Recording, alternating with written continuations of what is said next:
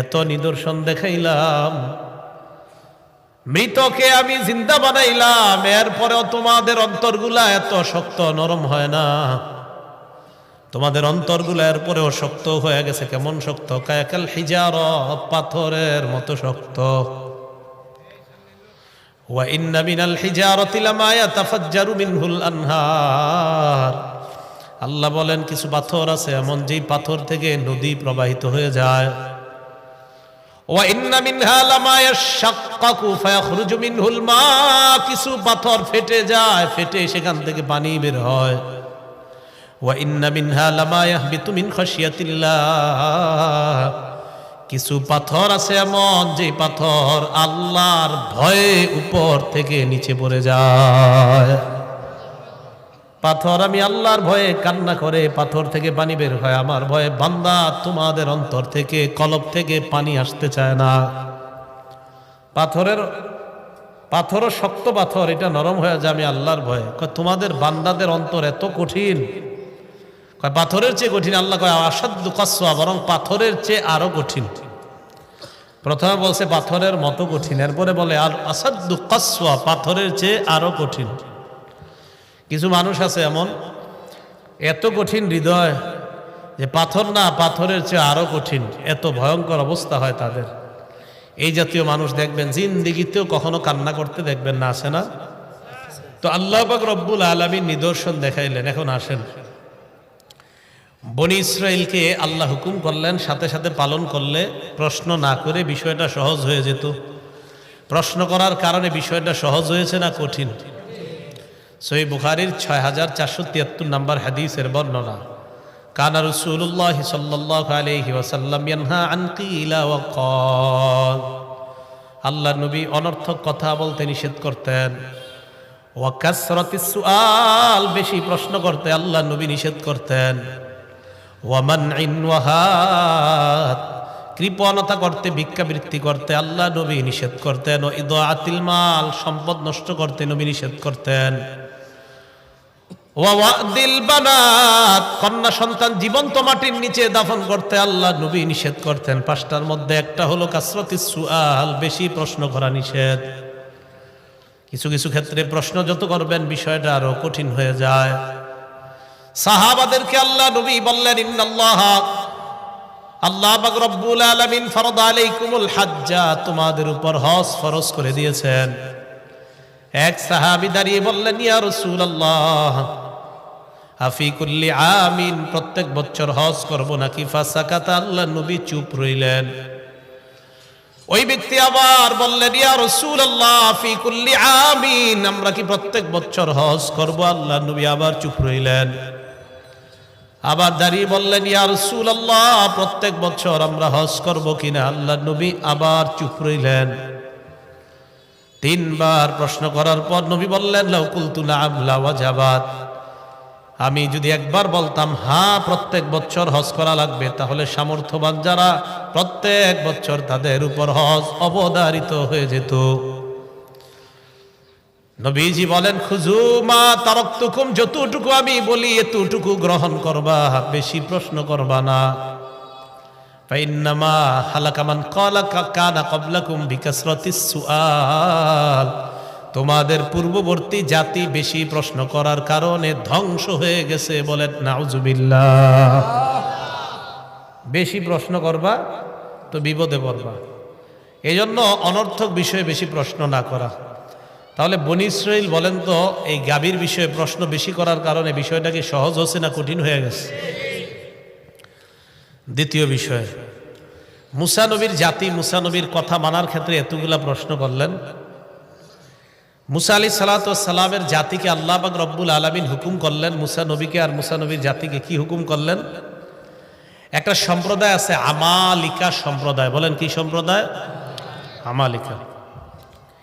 আল্লাহ পাক রব্বুল আলামিন বলেন, ওয়া ইজ কুল্লা দুখুলু হাযিহিল ক্বরিয়াতা ফাকুলু মিনহা হাইসু শি'তুম রাগাদা ওয়াদখুলুল বাবা সুজ্জাদা ওয়া কুলু হিত্তাতুন নাগফির লাকুম খাতায়াকুম ওয়া সানাজিদুল মুহসিনিন। ওই সময়কে স্মরণ করেন, আমি যখন বললাম উদখুলু হাযিহিল ক্বরিয়া, এই এলাকায় তোমরা প্রবেশ করো। কোন এলাকায়? যে এলাকাকে বলা হয় আমালিকা সম্প্রদায়। ওই আমালিকা সম্প্রদায়ে তোমরা যাও, যাওয়ার পর তাদের সাথে জিহাদ করবা। জিহাদ করার পর আমি আল্লাহ তোমাদেরকে বিজয় দান করব। মুসা নবী বনি ইসরাইল সম্প্রদায়কে নিয়ে রওনা করলেন। তারা আগে কি করলেন? 12 জন মানুষকে পাঠাইলেন আমালেকা সম্প্রদায়কে দেখে আসার জন্য। 12 জন মানুষকে পাঠাইলেন।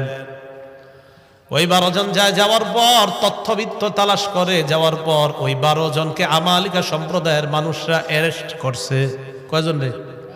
আগে একটু তথ্য নিয়ে আসবে, এরা দেখতে কেমন, এদের সাথে জিহাদ করা যাবে কিনা।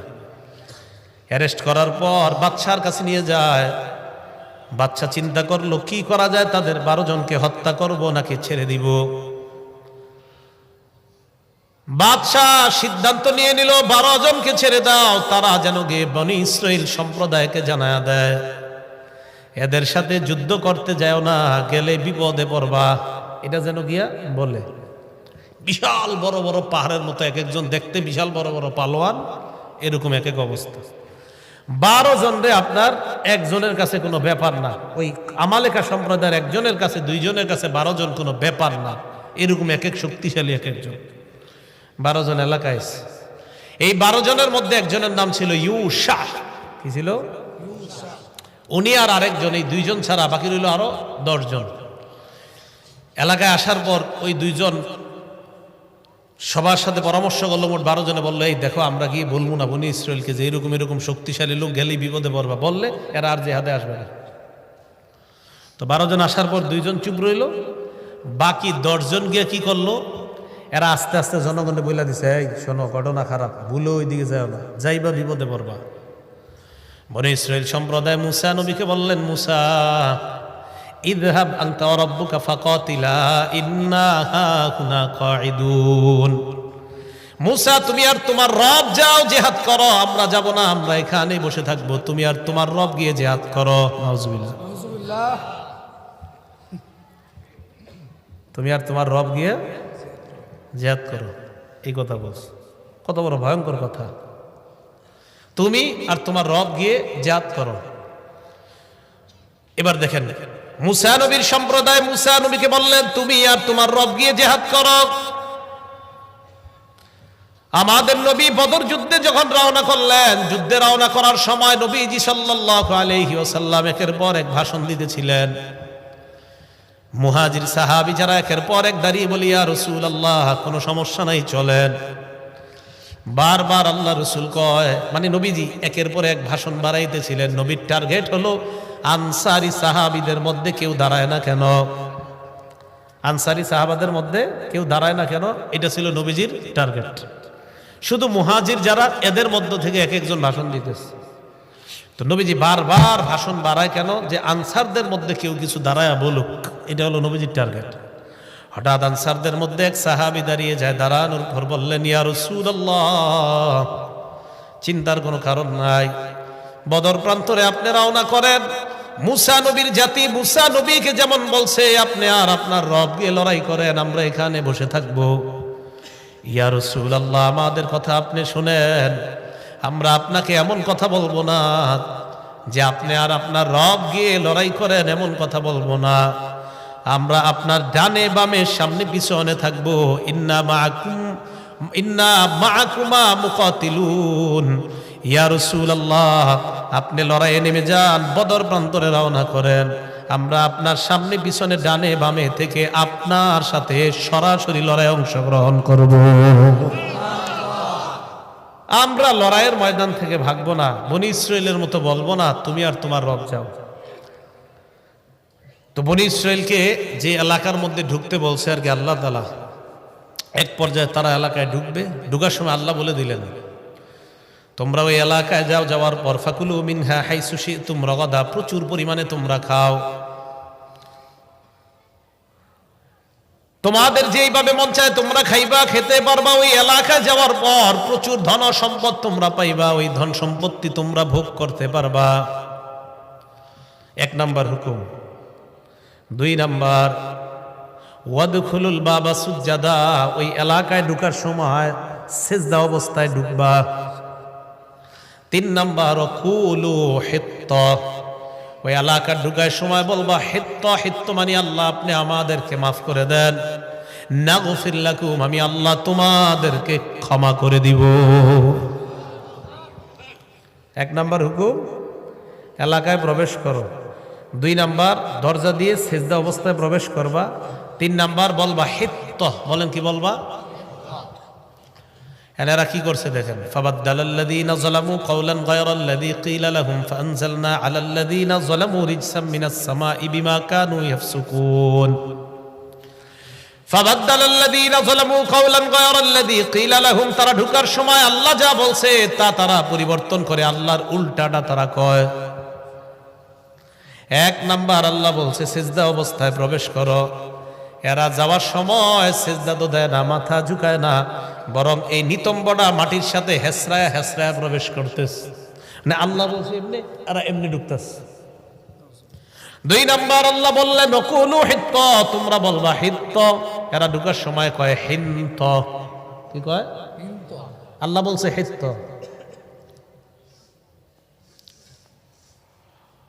আল্লাহ বলছে হিত্ত, এরা বলছে হিন্ত। কি বলছে?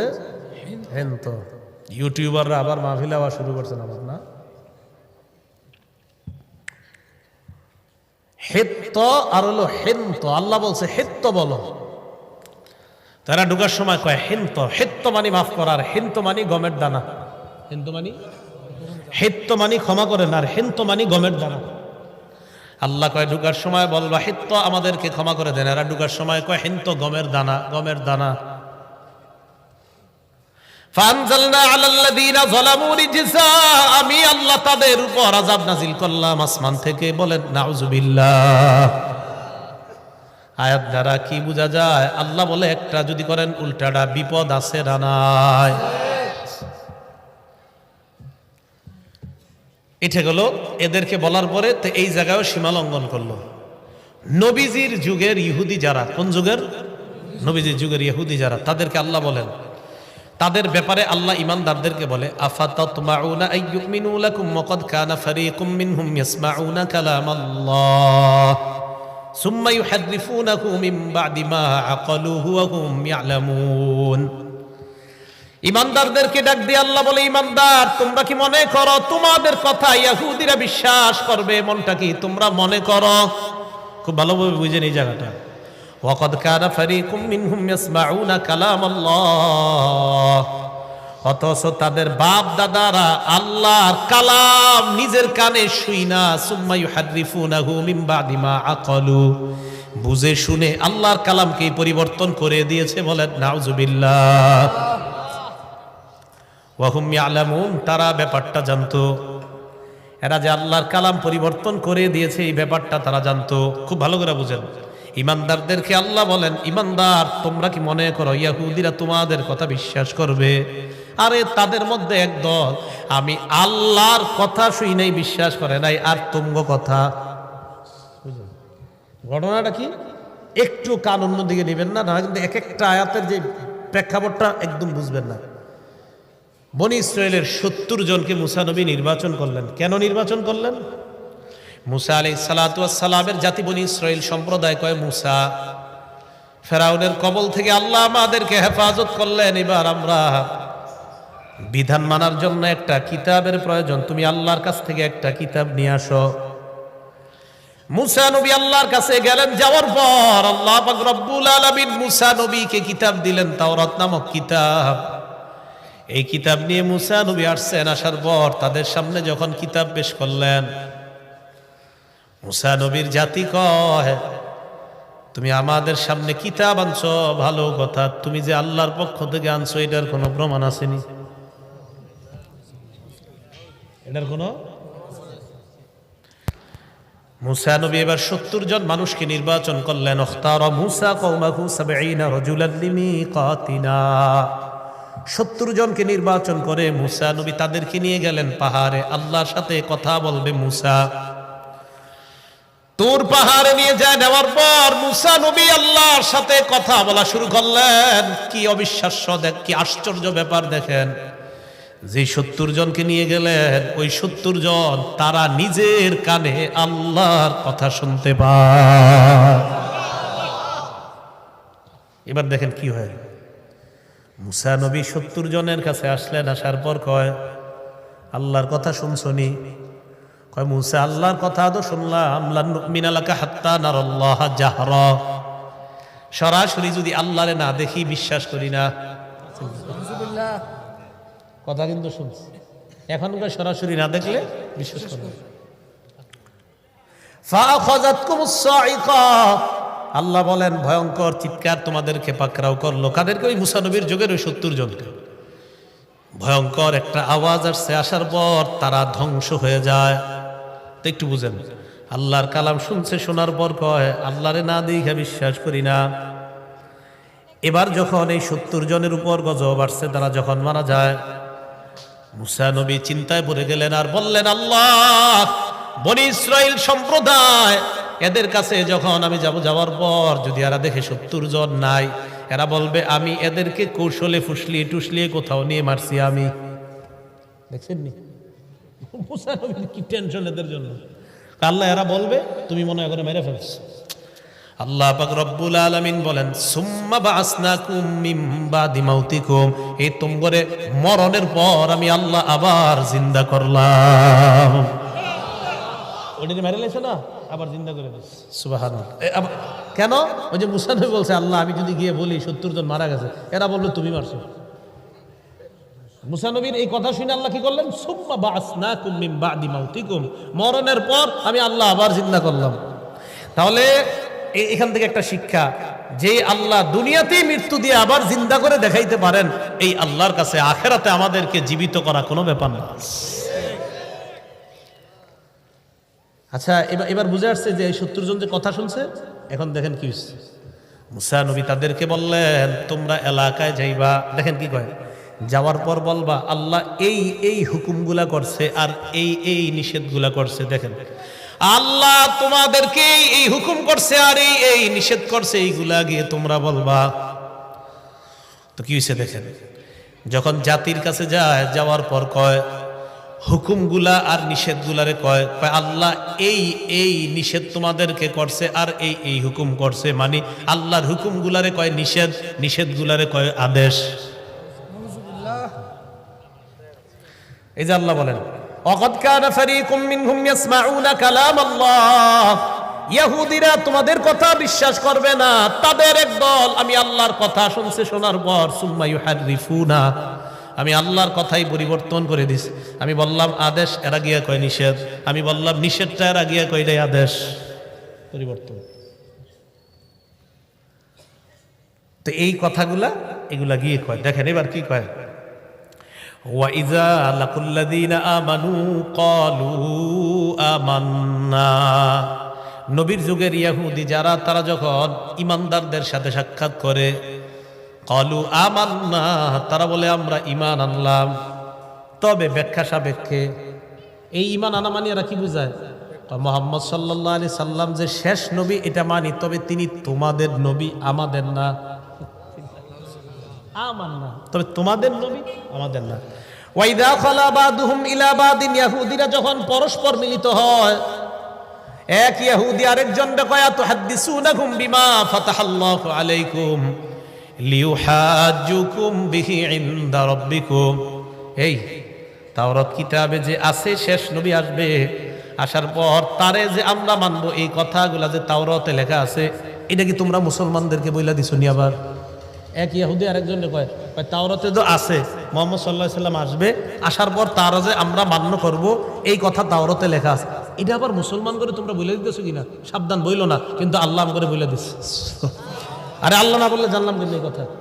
এই যে আল্লাহ বলে দিচ্ছেন, এরা এক ইহুদি আরেকজনকে কয় আতুহাদ্দিসুনাকুম বিমা ফাতাহাল্লাহু আলাইকুম, আল্লাহ তাওরাতের মধ্যে যা তোমাদের কাছে প্রকাশ করে দিয়েছেন, এটা কি আবার মুসলমানদেরকে বলে দাও কিনা? তা আল্লাহ আমাদেরকে এগুলা বলে দিছে। ইহুদি একজন আরেকজনের কয় সাবধান, তাওরাতে যে লেখা আছে মুহাম্মদ সাল্লাল্লাহু আলাইহি সাল্লাম নামে একজন নবী আসবে আর আমরা যে তার অনুসরণ করব, এটা মুসলমানদের বইল না। যদি বলো মুসলমানরা কিয়ামতের ময়দানে আল্লাহর কাছে আমাদের কিতাব থেকেই প্রমাণ দিয়ে বলবে আল্লাহ এদের কিতাবে লেখা থাকার পরেও এরা কেন মুহাম্মদ সাল্লাল্লাহু আলাইহি সাল্লামকে মানে নাই, তাই সাবধান মুসলমানদের এটি বইলে বলতে যাও না। আল্লাহ কয় তোমরা না বললে কি হবে, আমি আল্লাহ কোরআনের মাধ্যমে সারা দুনিয়ার মুসলমানদেরকে জানাই দিলাম। এখন এই যে আপনাদের বিভিন্ন আয়াতের প্রেক্ষাপটগুলো বললাম, কি বোঝা গেল? এদেরকে যা বলে উল্টা। মুসা আলাইহিস সালাম বললেন চলো লড়াই করি, কয় তুমি আর তোমার রব যাও। বললেন গাবি জবাই করো, কয় গাবিটা দেখতে কেমন? মুসা আলাইহিস সালাম এদেরকে বললেন তোমরা আল্লাহর কথা শোনো নাই, কয় শুনছি, না দেখলে বিশ্বাস করি না। আবার আল্লাহ একদলকে বললেন আমি যা বললাম, মুসা নবী বলছে আল্লাহ যা যা হুকুম করছে এলাকায় গিয়ে বলবা এগুলো আল্লাহর আদেশ, এগুলো আল্লাহ নিষেধ। গিয়ে বলল আদেশগুলা নিষেধ, নিষেধগুলারে বলল আদেশ, পুরা পরিবর্তন করে দিল। এখন আল্লাহ বলে আওয়ালা ইয়ালামুনা আন্নাল্লাহা ইয়ালামু মা ইউসিররুনা ওয়া মা ইউলিনুন, এরা কি জানে না তারা যা গোপন করে আর যা প্রকাশ করে আমি আল্লাহ সব জানি। সুবহানাল্লাহ। এবার কি কয় দেখেন, ওয়ামিনহুম উম্মিয়ুনা লা ইয়ালামুনাল কিতাবা ইল্লা আমানিয়া ওয়া ইনহুম ইল্লা ইয়াজুন্নুন। ইহুদিদের মাঝে একদল আছে যারা মূর্খ, তারা কি এরা কিতাবের কিছুই জানে না, ইল্লা আমানিয়া কিছু আশা ছাড়া। কি জানে? খালি কিছু আশা, কিছু আশার বাণী এরা জানে, এছাড়া আর কিছু জানে না।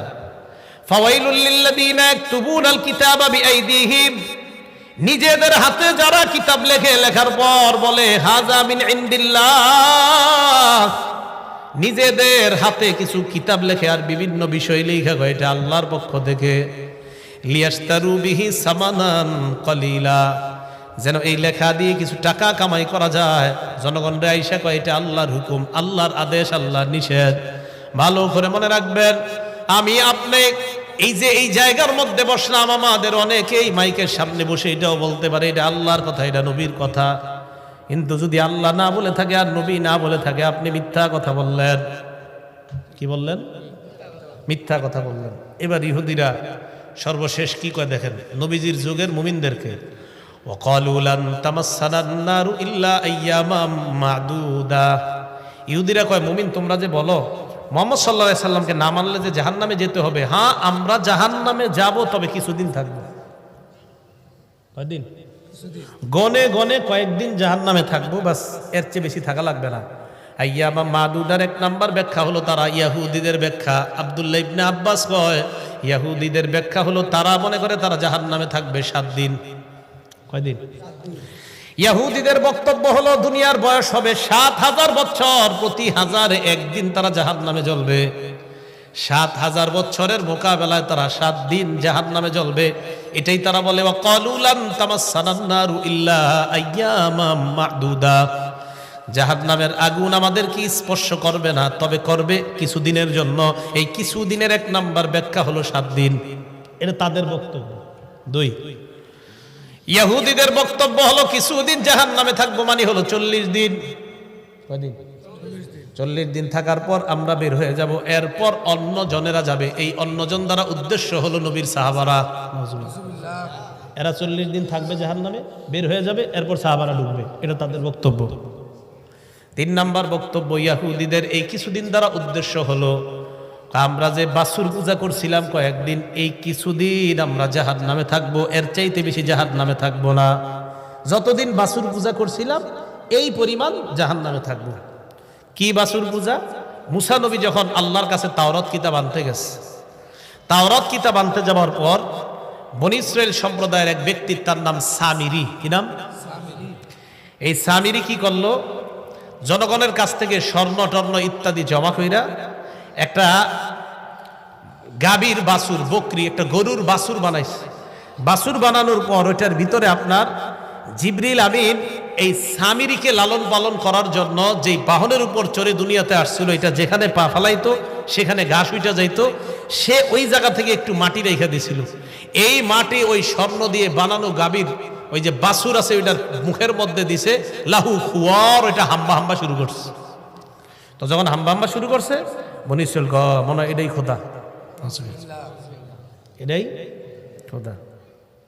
তখন তারা কি শুরু করলো? এই বাসুরের পূজা শুরু করছে। মুসা আলাইহিস সালাতু ওয়াস সালাম তাওরাত কিতাব নিয়ে আসছে, আসার পর দেখে তারা বাসুর পূজা করে।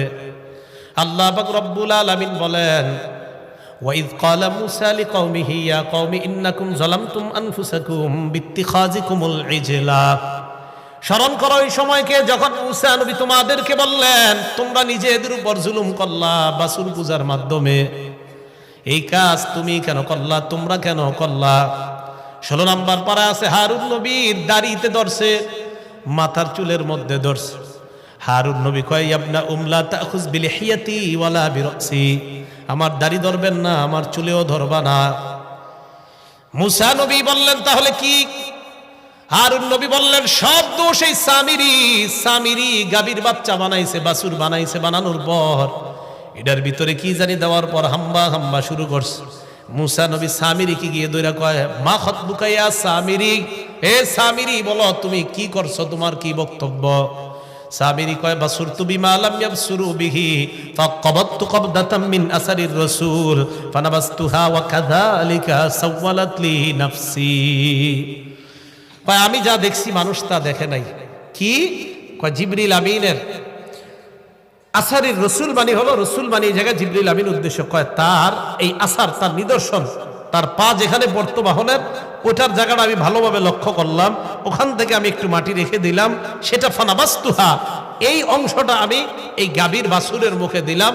এ কাযালিকা সাওয়ালাত লি নাফসি, আমার এরকমটা মনে হয়েছে তাই আমি মনে মনে এরকম একটা সাজায় এমন করলাম। করার পর দেখি দেওয়ার পর এটা হাম্বা হাম্বা শুরু করছে। জনগণ এটারে খোদা মনে কইরা বাছুর পূজা শুরু করছে। মুসা আলাইহিস সালাতু ওয়াস সালাম বললেন, আজকে থেকে তোর শাস্তি হলো লা মিসাস, যতদিন বাঁচবি খালি বলবি লা মিসাস, লা মিসাস, আমারে কেউ ধরবা না, আমারে কেউ ধরবা না। এই সামিরি এলাকায় ঘুরতো আর বলতো লা মিসাস, লা মিসাস, আমারে কেউ ধরবা না। এটা রোগ হয়ে গেছে, লা মিসাস, লা মিসাস। এখন দেখেন এই যে বাছুর পূজাটা করলো, বাছুর পূজা, এই বাছুর পূজা এরা যতদিন করছে, এরা কয় আমরা জাহান্নামে, বাছুর পূজা যতদিন করছি ততদিন আমরা জাহান্নামে থাকবো, এর চাইতে বেশি পরিমাণ জাহান্নামে আমরা জ্বলবো না। এটা তাদের বক্তব্য। এখন আপনারা বলেন, আপনাদের কাছে জানতে চাই, আমরা কি এক নবীরই শুধু বিশ্বাস করি না দুনিয়ার সব নবীরই বিশ্বাস করি? বিশ্বাস করি। তো বনি ইসরাঈল ইহুদি সম্প্রদায়, নবীজির যুগের ইহুদি সম্প্রদায় যারা, তারা মুসা নবীরে নবী মানে, আমাদের নবীরে আমাদের নবী মানে, কিন্তু তাদের নবী না। কথাটা বুঝছেন? তিনি তোমাদের নবী, তিনি শেষ নবী, বাকি তোমাদের, আমাদের না। এবং তারা এই বিশ্বাস নিয়ে জান্নাতে যেতে চায়। বলেন আমাদের নবীজিরে না মানছে আর তিনি জান্নাতে যাবে, এটা কি সম্ভব? কখনো অসম্ভব। এটা জান্নাতে যাওয়া কোশ্চিনকালেও সম্ভব না। তো এখান থেকে আমাদের শিক্ষা হলো, আমরা পৃথিবীর সব নবীরে বিশ্বাস করি। আরেকটা বিষয়, হুকুম পালনের ক্ষেত্রে সীমা লঙ্ঘন করা যাবে না। বলেন হুকুম পালনের ক্ষেত্রে কি করা যাবে না? সীমা লঙ্ঘন করা যাবে না। যদি সীমা লঙ্ঘন করেন, আল্লাহ চাইলে বানর আর শূকরে পরিণত করে দিতে পারেন। বানর আর শূকর। আল্লাহ বলেন, ওয়ালাকাদ আলিমতুমুল্লাযীনা আতাদাউ মিনকুম ফিস সাবতি ফাকুলনা লাহুম কুনু কিরাদাতান খাসিঈন। দাউদ নবীর জামানায় তোমরা সীমা লঙ্ঘন করেছিলে। ইহুদি সম্প্রদায় এমন সীমা লঙ্ঘন করছে, আল্লাহ পাক রব্বুল আলামিন তাদেরকে বললেন, লা তাদু ফিস সাব, শনিবারের ব্যাপারে তোমরা সীমা লঙ্ঘন করবা না। আল্লাহ বলে দিলেন, শনিবারে তোমরা সীমা লঙ্ঘন করবা না। মাছ ধরা আমি আল্লাহ নিষেধ করে দিলাম। এদের মধ্যে দুই দল হয়ে যায়। এক দল কয় আল্লাহ যেহেতু শনিবারে মাছ ধরতে নিষেধ করেছে আমরা ধরবো না।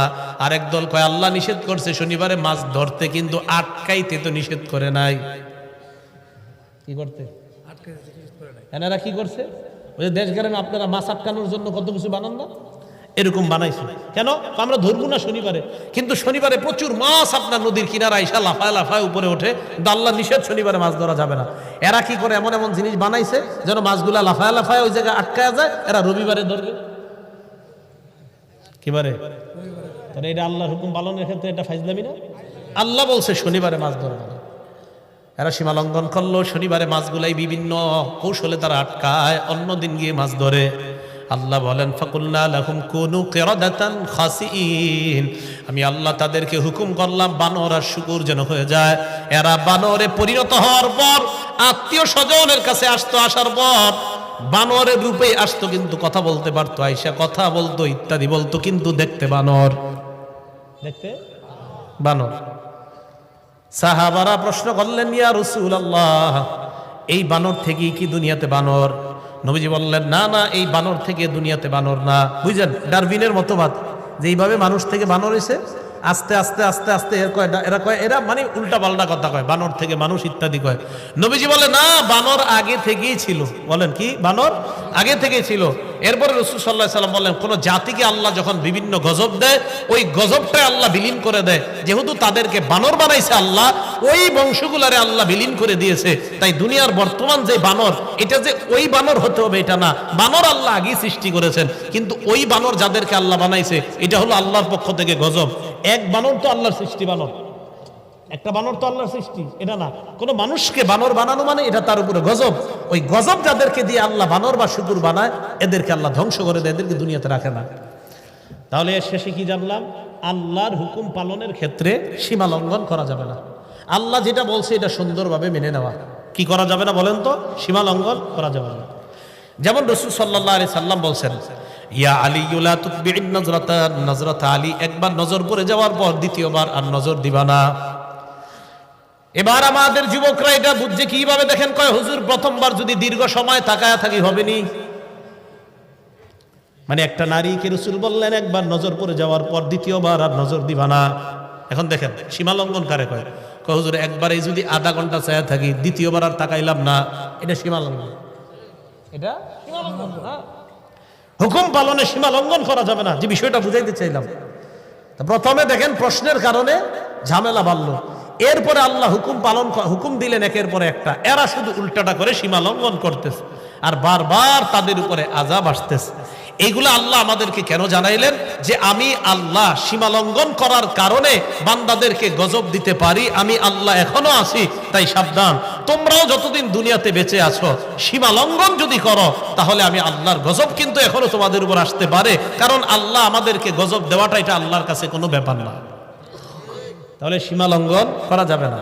ক্বালা রাসূলুল্লাহ সাল্লাল্লাহু আলাইহি ওয়াসাল্লাম, নবীজি সাল্লাল্লাহু আলাইহি ওয়াসাল্লাম বলেন, মা মিন রাজুলিন ফি কওমিন ইয়ামালু ফীহিম বিল মাআসি ইয়াকদিরুনা আলা আন ইউগাইয়িরু ফালা ইউগাইয়িরু আলাইহি ইল্লা আসাবাহুমুল্লাহু বিআযাবিন মিন ক্বাবলি আন ইয়ামুতু। নবীজি বলেন, আপনি কোন এলাকার মধ্যে আছেন, ওই এলাকায় যদি আপনি অন্যায় দেখেন, সীমা লঙ্ঘন দেখেন, আল্লাহর হুকুম পালন করার ক্ষেত্রে মানুষ শুধু উল্টা পাল্টা যদি দেখেন, দেখার পরেও যদি আপনি বাধা না দেন, আবার দেখার পরেও যদি আপনি বাধা না দেন, নবীজি বলেন মরণের আগে এমন গজব আসবে আপনার উপর, আল্লাহ মরণের আগে কোনো না কোনো শাস্তি আপনাকে দিবেনি, কোনো না কোনো শাস্তিতে পড়ে যাবেন। এলাকার মধ্যে দেখবেন আল্লাহ বলছে সুদ খাওয়া হারাম, এরপরেও যারা খায় আর বলে সুদ আর ব্যবসায় করো। একটা হলো সুদ হারাম, হারাম মানে কিছু মানুষ, এরপরেও খায়, সুদরে হারাম মাইনা এরপরেও খায়, এটা একটা বিষয়, বেচারা দোয়া করি ফিরে আসবে। আরেক দলের লোক হয় না আন্তাজি, সব জিনিস কি আর সুদ নি বাদ ধরে, তারপরে কি করে বিভিন্ন সুরতে সুদ খায়, বিভিন্ন সুরতে। তো বিভিন্ন সুরতে যে সুদ খায়, এও জানে যে এটা সুদ, কিন্তু মানুষকে বুঝাইতে চায় আমি কি ওইভাবে খাইছি না, আমি তো ওইভাবে খাইছি। তো এটা কিন্তু আল্লাহর হুকুমের সাথে সীমা লঙ্ঘন। আপনি যেইভাবে খান, সুদ যদি হয় এটা কিয়ামত পর্যন্ত সুদ, এটা হালাল হবে না। আর আপনি বিভিন্ন ঘুরায়া পেঁচায়া এটারে তেনা লাগানোর চেষ্টা করেন, সুদ, এটা সুদ, এটা সীমা লঙ্ঘন করা যাবে না। তো অনেক মানুষ বুঝাইতে চায় ওইভাবে খাইলে তো আর সুদ হয় না, এইভাবে তো আর সুদ হয় না। এটা কিন্তু আল্লাহর হুকুমের সাথে সীমা লঙ্ঘন করা। কিভাবে? কয় যদি ডিপোজিট করি, হ্যাঁ আসেনি এরকম, হ্যাঁ এই যে বিভিন্ন জিনিস বিভিন্ন জায়গায় আপনাদেরকে বিভিন্ন আশা টাশা ইত্যাদি দিয়ে নির্দিষ্ট একটা লভ্যাংশ আপনাদেরকে বলা হয়, আর নির্দিষ্ট লভ্যাংশের বিনিময়ে টাকাটা নেওয়া হয়। নির্দিষ্ট লাভ এখানে পুরাপুরি একদম ধার্য করে দেয় যে তুমি বছর শেষে ৩,০০০ পাইবা, বছর শেষে ৬,০০০ পাইবা। এটা পুরো সুদ, সম্পূর্ণ সুদ, সুদ।